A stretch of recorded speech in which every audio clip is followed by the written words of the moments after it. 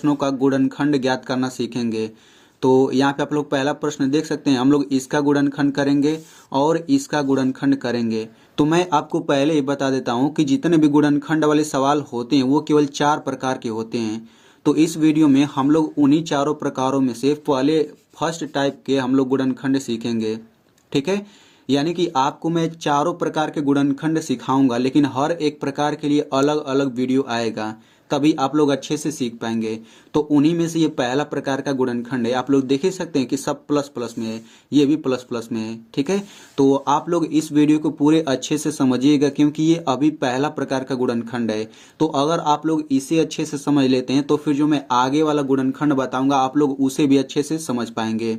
और अगर आप कक्षा 8 में पढ़ते हैं या फिर कक्षा 8 से ऊपर वाली क्लास में पढ़ते हैं तो आपको गुणनखंड किसी भी कीमत पे आना ही चाहिए। ठीक है, तो आप लोग अगर अच्छे से समझना चाहते हैं गुणनखंड को तो आप लोग इस वीडियो को शुरू से लेकर अंत तक जरूर देखिए, तभी आपको अच्छे से समझ आ पाएगा। और मैं वीडियो के लास्ट में आपसे एक सवाल भी पूछूंगा।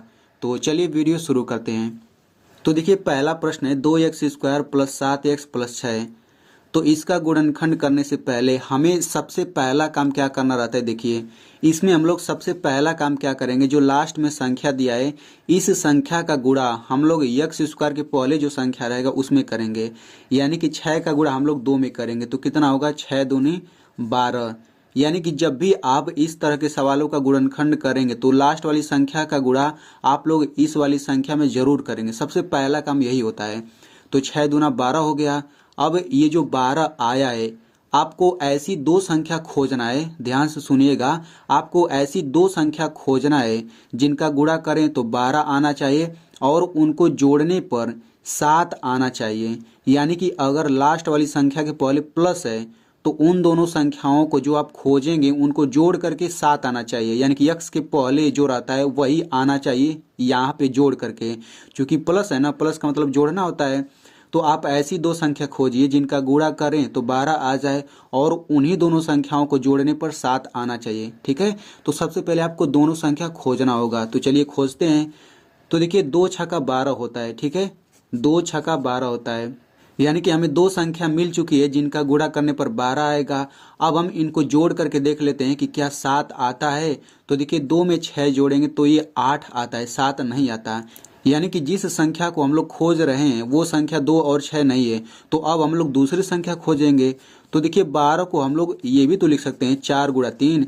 देखिए 4 में 3 का गुणा करेंगे तो 4 3 12 होता है। अब देखिए 4 में 3 जोड़ेंगे तो 7 भी होता है। यानी कि जिन दोनों संख्याओं को हम लोग खोजना चाहते थे वे दोनों संख्याएं 4 और 3 है। तो चूंकि इनको गुणा करने पर 12 आ गया तो हमने गुणा के रूप में लिख दिया।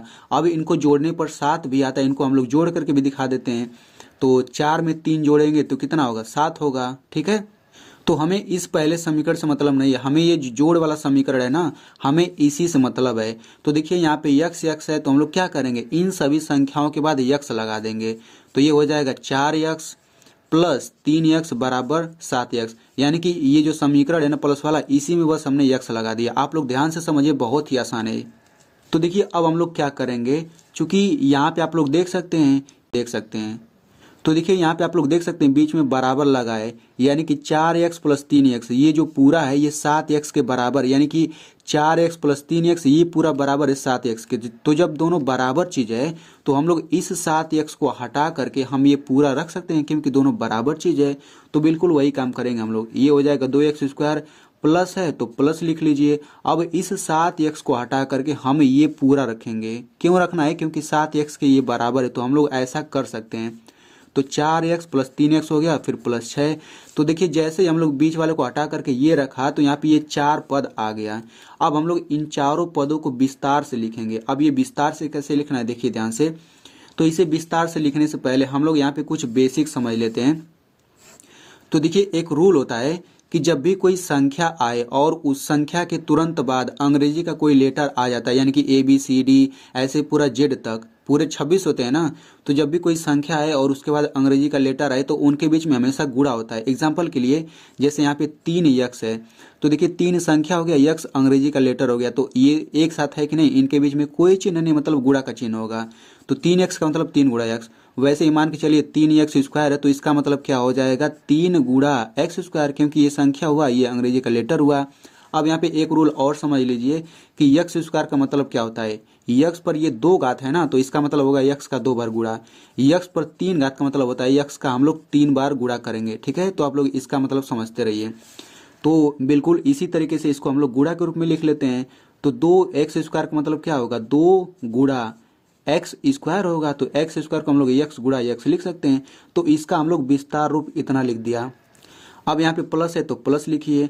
अब देखिए 4x को हम क्या लिख सकते हैं, तो देखिए 4x को हम 4 गुणा x लिख सकते हैं, लेकिन हम 4 को 2 गुणा 2 भी तो लिख सकते हैं। 4 को हम लोग 2 गुणा 2 भी तो लिख सकते हैं। यानी कि जो शुरू में संख्या रहता है ना, उस संख्या को हम लोग इस तरीके से कर लेते हैं। यहाँ पे आप लोग देख लीजिए, जैसे यहाँ पे 4 है तो हम 4 को ऐसे कर लेंगे, 2 दूना 4, 2 एकम 2, यानी कि अब हम लोग 4 को 2 गुणा 2 करके लिखेंगे। ठीक है, फिर प्लस। अब देखिए यहाँ पे 3x है तो ये हो जाएगा 3 गुणा x। अगर हम लोग 3 को इस तरह से करेंगे तो 3 एक ही बार में कटेगा, तो केवल 3 नहीं आएगा।